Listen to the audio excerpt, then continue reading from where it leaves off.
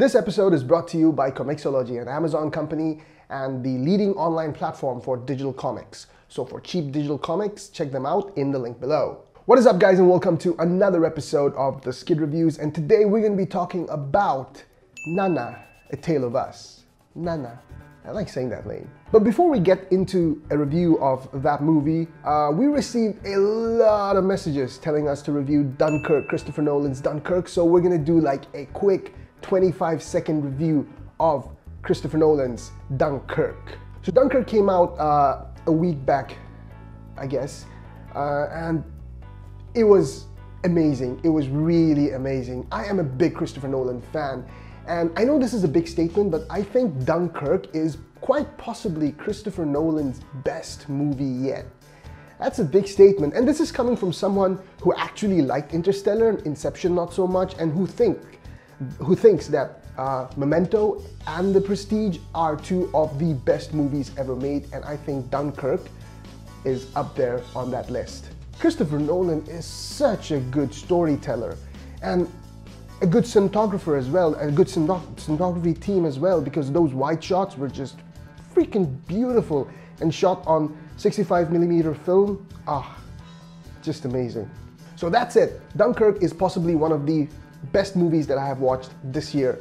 Go check it out. Go check it out. If it's in the theaters, go to the theaters, or when if it's out of the theaters, grab the Blu-ray when it comes out. It's an amazing must-watch movie, and I hope you guys are satisfied. Those who guys asked for a Dunkirk movie review, I really liked it. I'm sorry I could not do a proper review of it, but there you go. I liked it. So yeah, done. Go watch it. Now, let's talk about Nana, A Tale of Us. Yeah, about the DVD.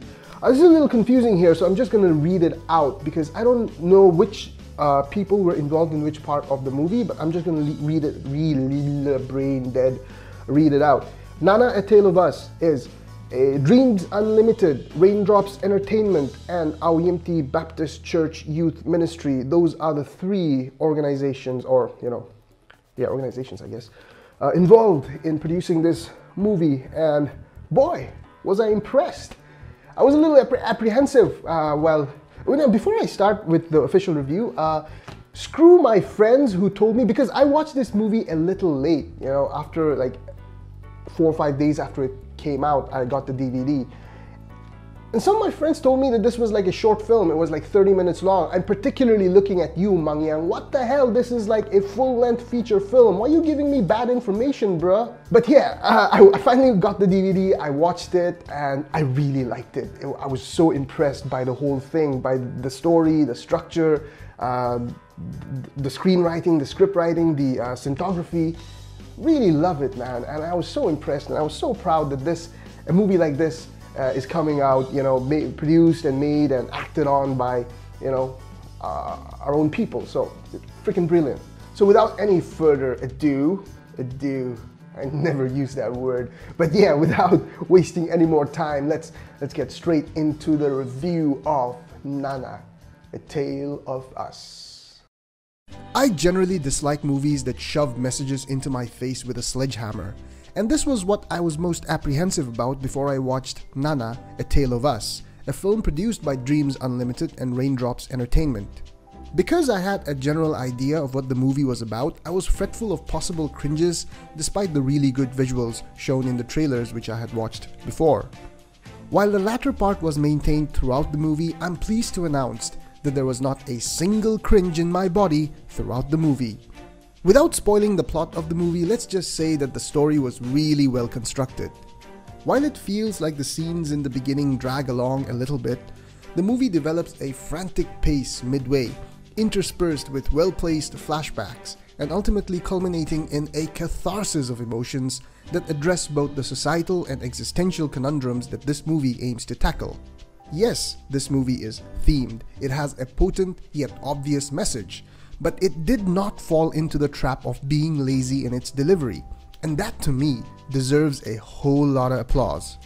Let's get to the performances now. Mengwu Shokre, to me, is the star of this movie. Her performance is so authentic, and I genuinely hope that she does more in future films. Her subtle nuances in several scenes combined with the explosion of emotions that pour out in the end adds so much depth to her performance. Zokoi Chuzo does a pretty good job as well in depicting a conflicted character with a hell of a lot of baggage. Arinsa Longchar and Imkong Longchar were two other actors that really stood out for me. They benefited a lot from some really well-written comedy, some of which was subtle and some a little over the top, I admit, but in a good way. Plus, they had the acting chops to actually turn those scripts to enjoyable scenes, so more power to them. Also, a big shout out goes to the screenwriting and scriptwriting team.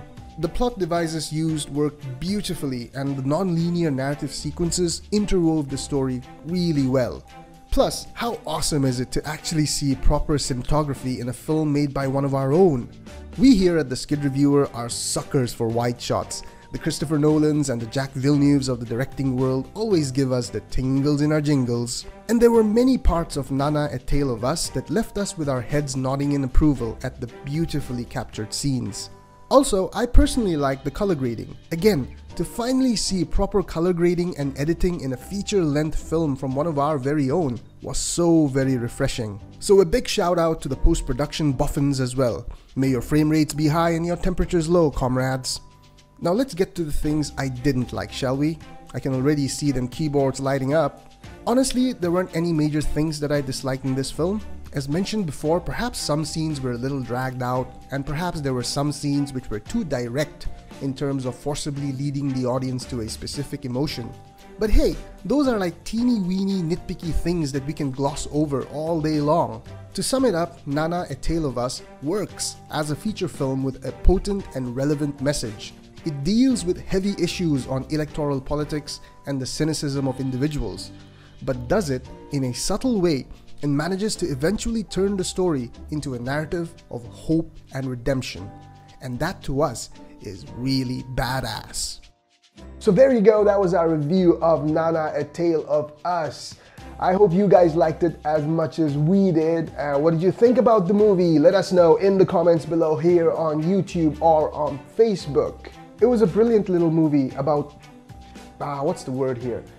You know, it was really well shot, it was really well written, very well acted upon for the most part, and it dealt with heavy issues, of course. It was relevant and it dealt with, you know, issues that we face here all the time. So that was really great. And also, what's that word I'm looking for? Oh yes, it really reflected our lived realities. That's a word that our editor uses a lot of times. So if you're watching Boss Man, a big shout out to you. So yes, this is a fun watch as a movie and also as a, you know, how do I put it? As a movie with a heavy message about, you know, our society, I guess. And also not just societal issues, I guess, individual psychological issues as well, in one sense. So yeah, go watch it, grab the DVD. How awesome is it that when I went to like buy this DVD, it was sold out. It was sold out and I had to get it from somewhere else. So how freaking awesome is it that, you know, a movie made by our own is getting sold out. So yes, congratulations on all your success, you guys. And I'm sure I speak for a lot of people when I say that we are looking to you to, you know, bring out more stuff, better stuff, bigger stuff. We're gonna be rooting for you guys. So yeah, man, more power to you. Go rock them cinema world. Yes, I don't know what I'm saying. Okay, so before I leave, I just want to say, like, the YouTube channel, my YouTube channel might be dead for a couple of weeks because I won't be around and because of work and stuff. But the Facebook page will be active, I hope, because Kim Jong-un is responsible for that. So yeah, a couple of weeks, might not be uploading any new videos, but after 2 weeks, I can guarantee you that we will be coming up with our second episode of our portrait series. If you haven't watched the first episode of our portrait series with Tejome, check out the video that's gonna pop out after this video ends. But yes, and thank you guys for, you know, we have like a list of suggestions from all you guys that we need to do interviews on. So I assure you we're gonna get to all of them, but it's just gonna take a little bit of time. But yeah, in a couple of weeks we're gonna upload our second episode, so be on a lookout for that. And also, if you like our movie reviews and comic book reviews and, you know, our crazy random stupid stuff that we upload, then, you know, maybe you can leave a like, or maybe you can consider subscribing to our channel. It helps us out a lot. It's free and it takes only a second and it means a lot to us. So yeah. So as always, thank you so much for watching, and yes, until next time, we'll see ya.